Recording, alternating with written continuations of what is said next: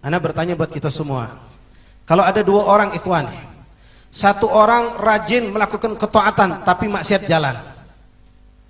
Yang fardu dia lakukan, yang sunnah dia kerjakan, tapi maksiat jalan. Sama ada orang yang cuma melakukan yang wajib, sunnah tidak, tapi tidak menyentuh maksiat. Yang mana yang selamat? Yang selamat yang cuma melakukan wajib tapi tidak menyentuh maksiat.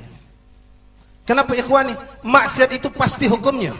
Sementara ketaatan yang kita lakukan, wallahu a'lam, bainal ijab wal qabul au maktub indallah subhanahu wa ta'ala. Kita tidak tahu amal soleh yang kita lakukan diterima apa tidak, wallahu alam. Tapi suatu kemaksiatan itu pasti hukumnya.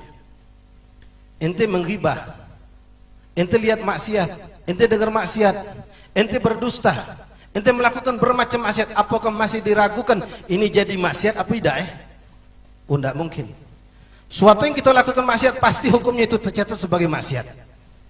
Tapi kalau suatu kebaikan yang kita lakukan, tidak usah jauh-jauh sholat isya yang kita lakukan tadi, mungkin baca rotib yang kita lakukan tadi, apa ada di antara kita bisa memastikan gobul indallah?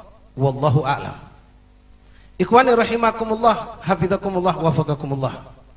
Banyak cerita terjadi pada zaman nabi-nabi terdahulu, bahkan terjadi zaman Rasulullah. Ketaatan bisa mendatangkan kekuatan di sisi Allah, namun sebaliknya kemaksiatan atau kelalaian bisa mendatangkan azab Allah.